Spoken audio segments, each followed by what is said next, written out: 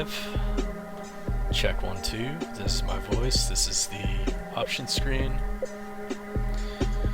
Hello, and everyone. Welcome to a game that's been long coming. A long time I've really wanted to play this. It's called Homeworld Cataclysm.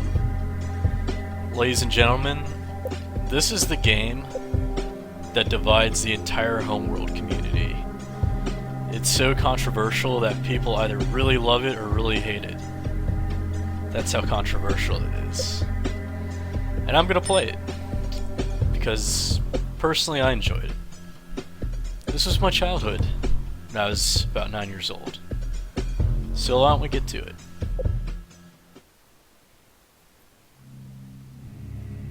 The war for Hiigara has left the galaxy in turmoil. The past 15 years have seen the birth of new possibilities and the festering of old grudges. The once dominant Taiidan Empire has fractured under the strain of civil war. The new Taidani Republic tries to hold the old territories together, while forces loyal to the old Emperor lurk in the new bandit kingdoms, waiting for their chance to strike back.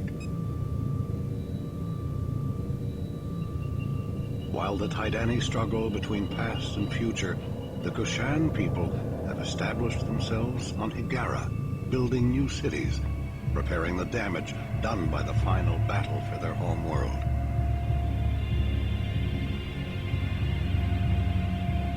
Even a fragile peace has its politics.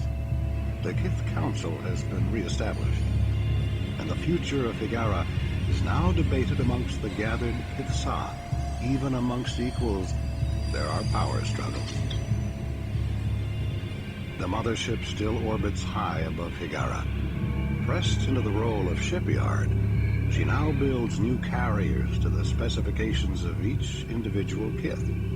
The need for new ships and the crews to man them is a desperate one. Military and economic pressure on the new Hiigarans is intense.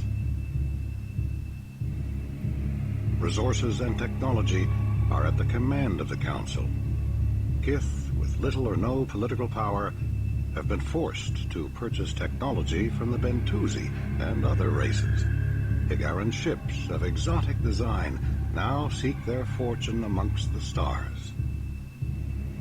The war for Homeworld is over now, but the galaxy remains a dangerous place.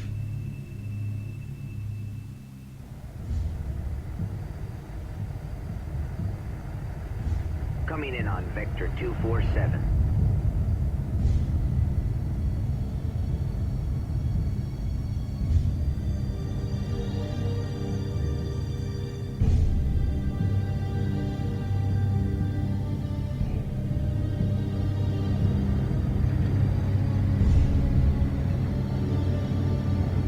Cargo secured. All right, clear away.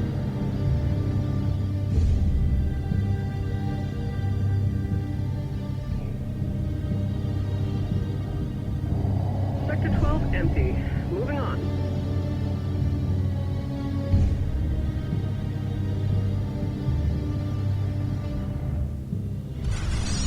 This is Tinkerbell, Carrier Burak. Any Hiigara ships in range. Imperialist Taidani forces are attacking. They have technique breakthrough runway in Hiigara. Cannot hold them. Requiring immediate assistance. Repeat, this is Tinkerbell, Carrier.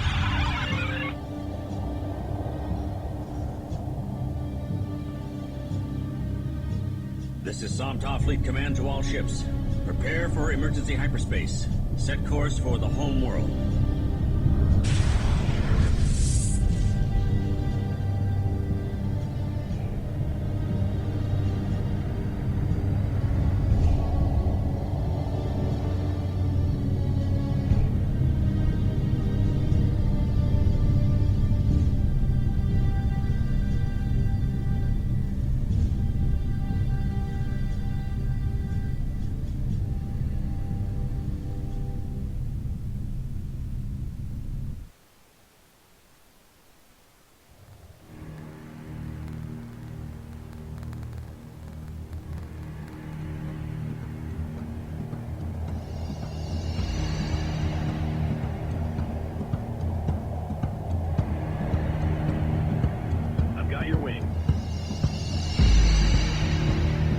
Target in sight.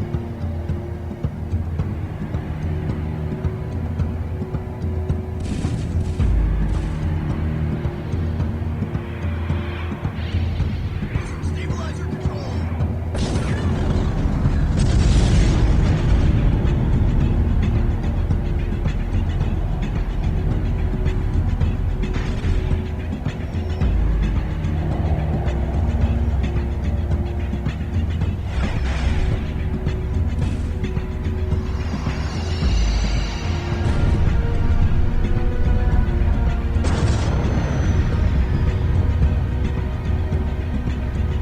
Preparing for launch, sir.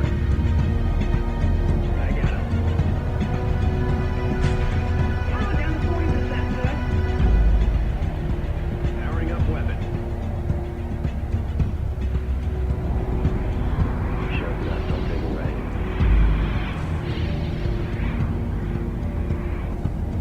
See missile spot over there. Watch out.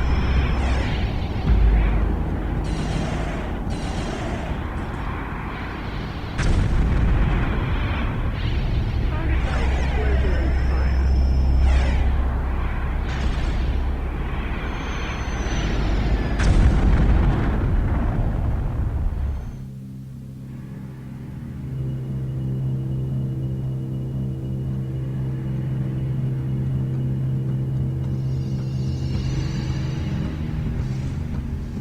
Auto launch set.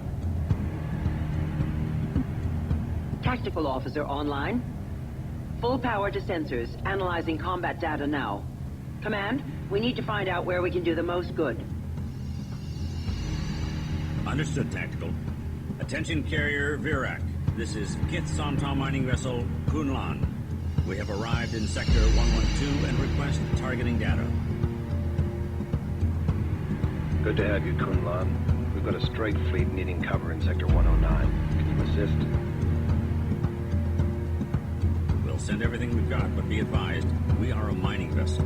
It would be best if we did not have to move directly into the main battle. The strike wing of Fireland's frigates are under attack from Tydani bombers at this position. Without fighter support, the frigates will be destroyed and that flank will collapse. Send out a squad of Acolyte fighters ASAP to assist the frigates. So, thanks for sticking through that. I know that cutscene was long, but I'd say it's worth it. Worth it for this game because there's almost a very specific atmosphere in the Homeworld series that I really enjoy. So if you guys didn't know already, this is a 3D RTS. You got 6-axis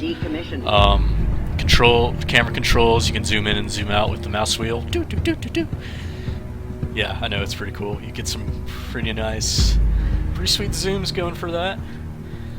And then you press spacebar, it shows you tactical overlay. This is the battle that we saw in the cutscene. Has been retired. For 2001, this was amazing. I know it's not as epic like in the year 2013 and beyond, but you know, for 2001 when like Half-Life was first coming out and you know, there weren't a lot of really awesome 3D games back then. I mean, don't get me wrong, there were, but We picked up a flight of Tydan fighters incoming from the main battle. They're probably investigating our hyperspace signature. they're here to fuck shit up. They're going to kill us. Come on. But yeah, I mean, granted there were some good RTS games back in the day, but this one blew me out of the water when I first played it. It's up there with StarCraft in terms of favorite games that I used to play. Fortunately, there's some graphical glitches because this is rendering in OpenGL and it doesn't interpret particles like it should, but oh well. Let's just assume that it looks a lot better than it really is. So these are workers. They work, they harvest shit, and they'll do a lot more later on. This is your main fighting horse for now. It's called the Acolyte, and it fights shit for you. And this, you can bring up a menu using the tab, and it shows what they can do. You can get a whole bunch of them. Unlike Homeworld 2, it doesn't, they don't form squads right away, but you can make your own groups of squads and make them as big as you want, which I like personally. I like that a lot more than Homeworld 2's version, where it's like Delta, you have this wing and you have to fuck shit up. And you can only do it with that wing and maybe get groups of wings together. That's one of the things I didn't like about Homeworld 2, is the fact that they got rid of formations and all that fun shit. But yeah, those are acolytes. If you press B, bring up this menu, shows all the different ships you can have. This is the recon. You'll need it later on in other missions, but I like to just retire them because they're kind of useless. They don't do a lot of damage, but they do have amazing sensors. That is the ramming frigate. For some reason, they have you start out with these. I'm guessing because, you know, it's a mining ship and they gotta knock fucking rocks out of the sky and all that fun shit. For fun's sakes, I'm just gonna build one. Because why not? These are the workers. They're pretty basic. They just harvest resources for now. And this is the processor.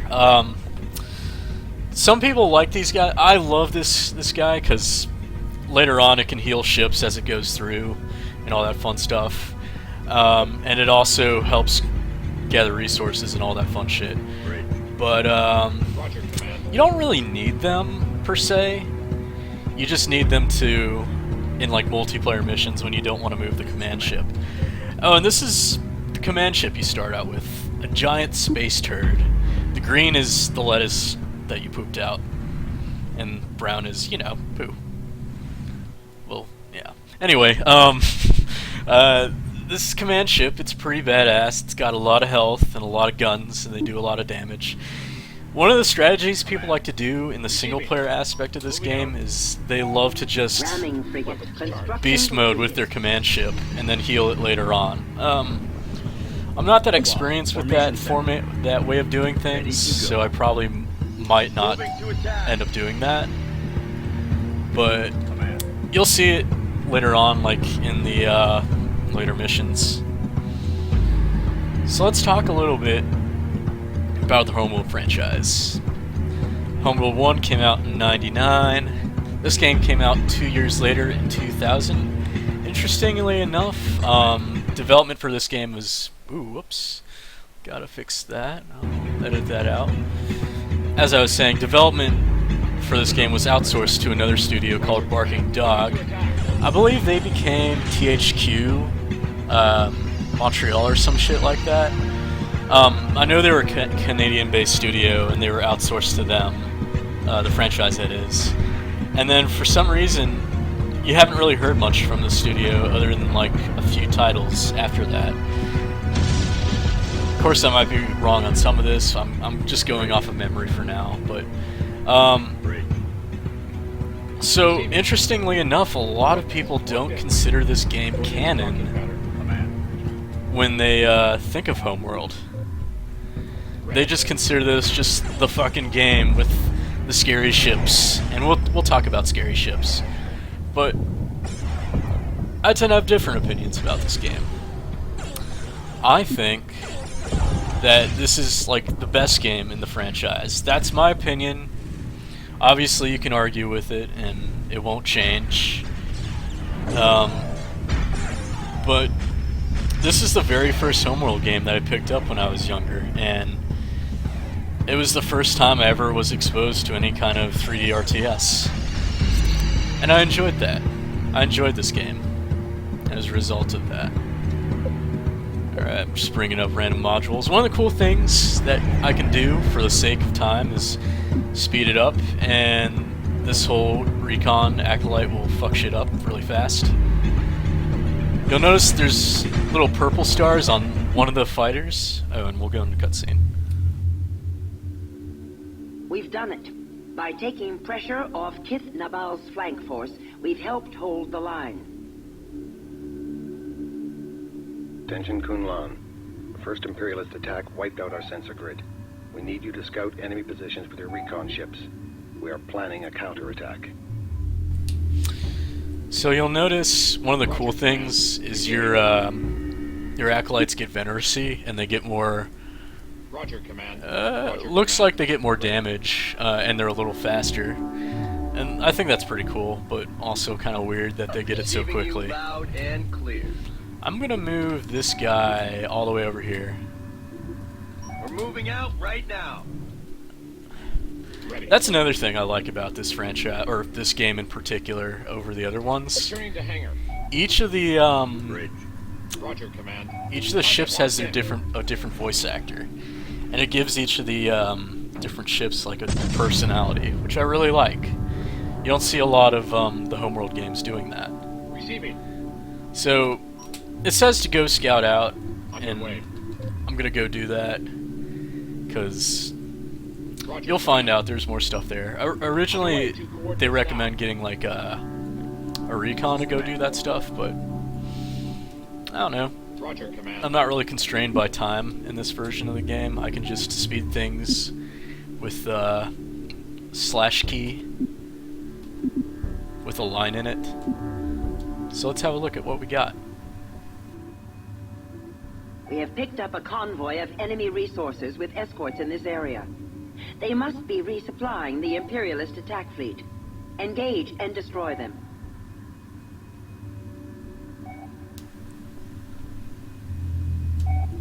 Receiving. Alright. So, Ready. Target acquired. the bad ships are resupplying, so we gotta cut off their supply. You know what I'm saying? Yeah, that's lame. Anyway, we can speed this up, make it happen Our faster. engineers think there is a way to Fortunately, link they're our getting acolytes destroyed together pretty to form quickly. a Corvette-class vessel. They are ready to begin research on the project. And oh yeah, that's another thing you get. Obviously, in a game like this, you got to get better ships. One of the things that I think is pretty cool about this game compared to like the StarCraft campaign, and well, in general, the Homeworld franchise does this really well, and that's the fact that you got to research everything. It's cool that like it's like you discover the technology, and then you go and pick it up. It's not like, boom, you have wraiths now, like in StarCraft. It's like, now you got a cool ship, and you researched it. Your biologist or whatever, your engineers were like, Ready. Target. I'm gonna research this shit. I'm gonna make myself a man. Receiving. Oh god, no. I gotta... Weapons charged. That whole wing is gonna get wiped out. Attention, get the bomb. Talking better. This is the Som Actually, no, it mining won't. vessel. A few of them Kulan. will. The enemy resources have been destroyed.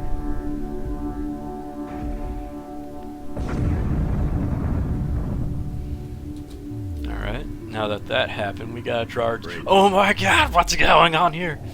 We gotta draw our attention here.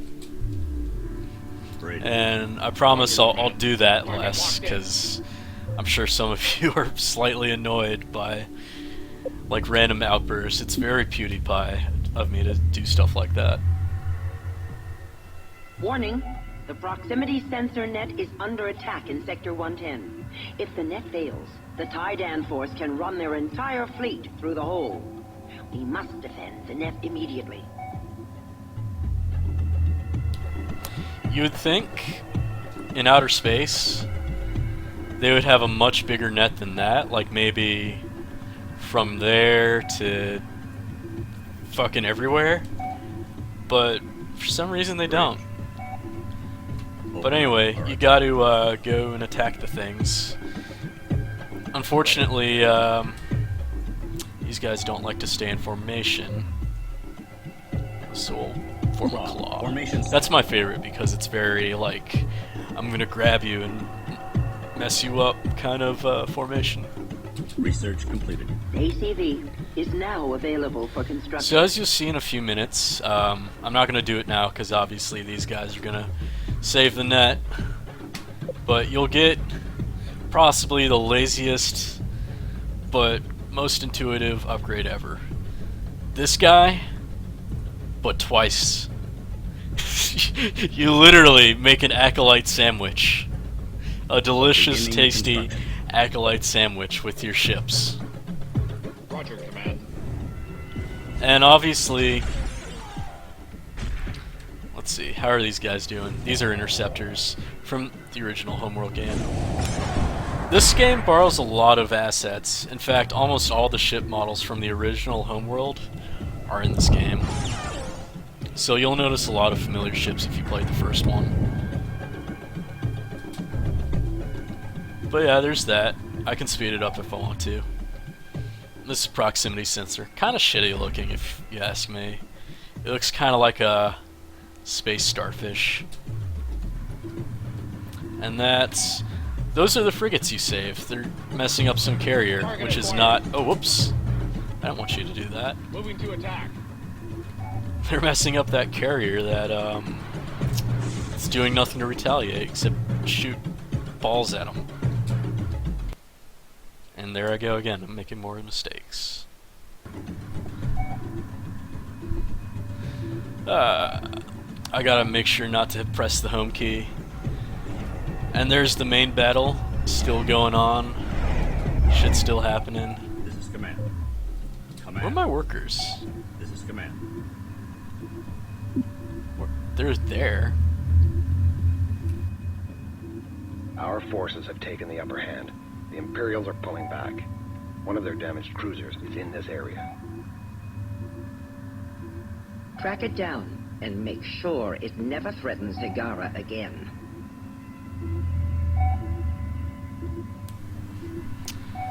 So yeah. They're the workers. They're just... What did they get into? I thought I told my command ship to guard. I guess I might have done something that messed it up. So there's that. And I got to dock everything because I need to get the upgrade. You can't destroy the carrier effectively without combining all your acolytes. And I think the ACV stands for Acolyte Composite Vehicle. I think it's kind of fitting because this was around the time SUVs were getting popular. And it's like, oh cool, you got an ACV? Check out my SUV over there. It's got a barbecue pit in the back and it can fry gophers in an instant. Bridge. You can change the game pace.